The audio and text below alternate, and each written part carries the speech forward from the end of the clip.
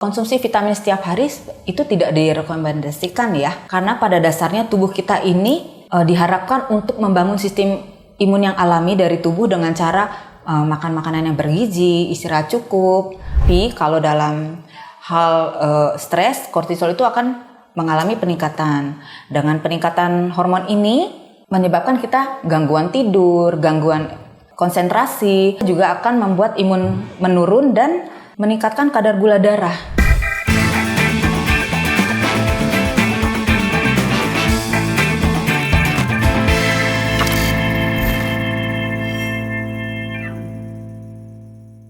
Halo sahabat pengayoman, selamat datang di Yoman Podcast. Bersama saya Raya, host pada podcast kali ini.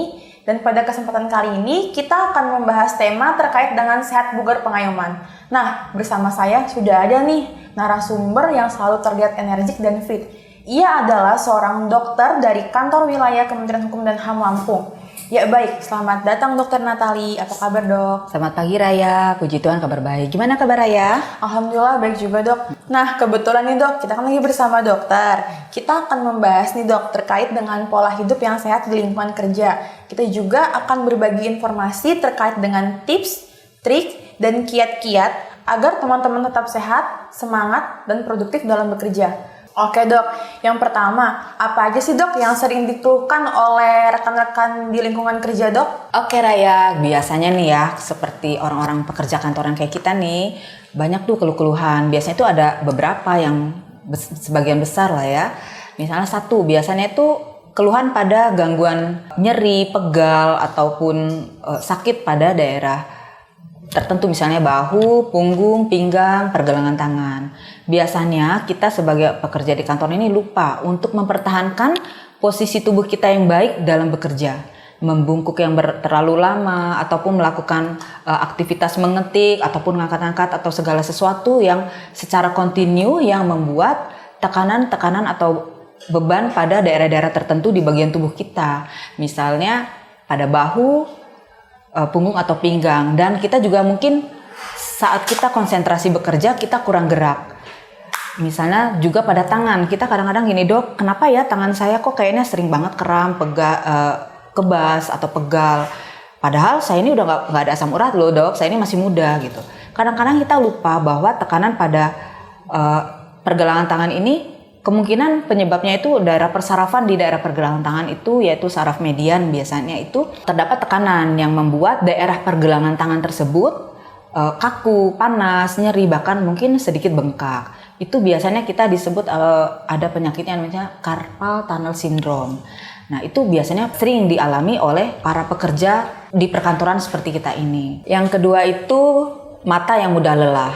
Karena kita tanpa kita sadari kita tuh seharian bekerja di depan layar komputer, mungkin akibat penerangannya, pencahayaannya, atau iritasi dari sinar komputer tersebut ke mata kita, yang kadang membuat gangguan di belakang bola mata kita. Persarafan kita mudah lelah, tegang, akhirnya kita akan merasakan pegal, ngilu daerah bola mata, ataupun iritasi seperti rasa perih ataupun kemerahan pada mata. Itu bisa juga terjadi karena pekerjaan kita yang kontinu di depan layar komputer, atau bahkan juga mungkin nggak komputer tapi kita juga sering membuka handphone saat kita bekerja. Terus selanjutnya itu ada obesitas. Biasanya obesitas itu karena kita malas gerak ya, sama udah kita merasa pegel-pegel, kita malas gerak, terus kadang-kadang kita ditambah lagi kita malas membawa makanan yang tidak dari rumah, pesen aja GoFood atau yang lain-lain, makanan junk food. Itu akan membuat berat badan kita bertambah karena kita tidak bergerak juga, tapi makanannya juga tidak yang sehat atau bergizi. Nah itu salah satunya menyebabkan kita berlebih, berat badan kita berlebih, atau yang disebut dengan obesitas. Sementara dengan peningkatan berat badan yang berlebih ini juga akan membuat gangguan berupa penumpukan kolesterol di peredaran darah kita. Akhirnya nanti akan terasa tuh pegal, ngilu-ngilu atau sakit pada daerah tertentu karena adanya penyumbatan atau penyempitan yang kadang bahkan membuat kita jatuh ke penyakit yang lebih berat. Selain itu juga kita lupa bahwa kita juga berada di lingkungan yang menyebabkan kita stres. Jadi stres itu bisa disebabkan karena adanya selain kurang olahraga juga adanya beban kerja yang belum terselesaikan. Nah, dengan stres itu akan membuat gangguan kesehatan mental kita. Dengan stres itu biasanya cenderung nih ada hormon di bagian tubuh kita, yaitu hormon kortisol ya, itu meningkat. Sebenarnya hormon kortisol itu baik untuk menjaga keseimbangan tubuh, cairan di dalam tubuh, peredaran darah. Tapi kalau dalam hal stres, kortisol itu akan mengalami peningkatan. Dengan peningkatan hormon ini, maka akan menyebabkan kita gangguan tidur, gangguan konsentrasi, terus kita juga akan membuat imun menurun dan meningkatkan kadar gula darah. Sementara dengan peningkatan kadar gula darah itu juga akan menyebabkan kita ya obesitas juga, jadi saling berkaitan. Yang selanjutnya gangguan infeksi bakteri atau virus. Ini bisa disebabkan karena kita mungkin kurang menjaga kebersihan diri dan lingkungan sekitar. Mungkin kita habis makan ataupun melakukan kegiatan yang lainnya, kita letakkan saja di atas meja kita. Itu akan menimbulkan kuman-kuman, sementara remahan-remahan makanan itu akan mengundang binatang lain, misalnya kecoa atau rayap atau binatang-binatang lain yang membawa kuman di tubuhnya untuk hinggap di atas meja kita. Kemudian kita makan tanpa mencuci tangan atau menjaga kebersihan alat-alat makan kita asal makan aja, itu akan menyebabkan gangguan pencernaan. Ataupun kadang kita banyak virus nih di sekitar tempat kerja kita, tapi kita tidak memproteksi diri. Misalnya yang sakit tidak memproteksi diri dengan masker, atau kita tetap berkontak erat dengan yang sakit, itu juga akan membuat kita rentan terhadap penyakit yang disebabkan oleh bakteri atau virus. Oh oke dok, ternyata banyak banget ya dok ya keluhan yang dirasakan oleh pegawai-pegawai di lingkungan kerja kita dok. Lalu dok, bagaimana sih dok cara mencegah atau menanggulangi dari keluhan tersebut? Penanggulangannya sih sebenarnya bisa kita lakukan sendiri ya. Misalnya kalau kita merasa lelah atau pegal-pegal pada kram-kram pada bahu, pinggang, ataupun tangan, kita bisa melakukan stretching. Misalnya kita ambil jeda nih dari waktu kerja kita untuk melakukan stretching, menggerakkan tangan, ataupun memukul-mukul bahu. Itu bisa untuk melancarkan kembali peredaran darah kita. Atau kita membenarkan posisi tubuh kita, dari yang rajin membungkuk kita menjadi tegak, ataupun memberikan sandaran pada bantal pada punggung kita supaya tidak mengurangi rasa nyeri. Terus untuk kesehatan mata biasanya kita harus atur nih jarak pandang kita dengan komputer atau layar komputer, mengurangi pencahayaan atau kecerahan dari layar komputer. Atau kalau memang itu semua sudah dilakukan, kita pada saat kita bekerja kita ambil waktu sejenak nih untuk mengalihkan pandangan kita. Misalnya setiap 20 menit kita alihkan pandangan kita ke objek lain selama 20 detik untuk melihat objek yang lebih jauh. Jadi yang lebih jauh daripada layar itu. Jadi untuk refreshing bola mata kita. Terus kalau untuk obesitas ya memang kita harus tetap rajin olahraga, menjaga makanan kita, makan dengan pola makan yang seimbang. Terus untuk mengurangi stres ya cukup istirahat, dan juga selalu menjaga kebersihan tubuh pribadi ataupun juga lingkungan sekitar supaya kita tidak terjangkit dari kuman-kuman atau bakteri lainnya.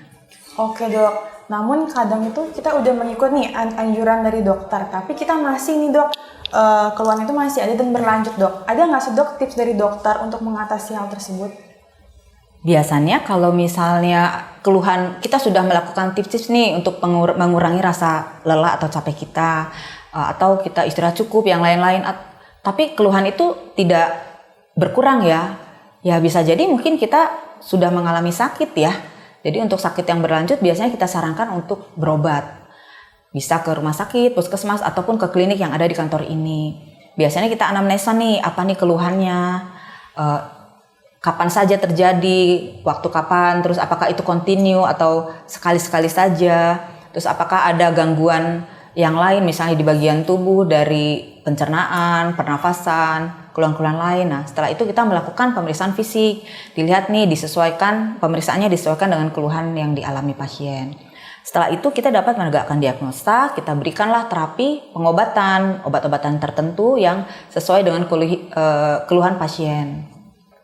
Setelah minum obat tapi nggak sembuh juga nih, ya mungkin kita sarankan untuk pemeriksaan lebih lanjut ke rumah sakit atau ke dokter spesialis untuk pemeriksaan yang lebih lengkap dan lebih komprehensif. Oke dok, tadi kan kita membahas terkait dengan keluhan kesehatan ya dok ya. Nah sekarang kita ataupun saya kan pengen nih dok tetap sehat dan produktif nih. Boleh nggak sih dok kalau kita mengkonsumsi multivitamin setiap hari dok? Baik nggak untuk kesehatan? Oke, untuk konsumsi vitamin setiap hari itu tidak direkomendasikan ya.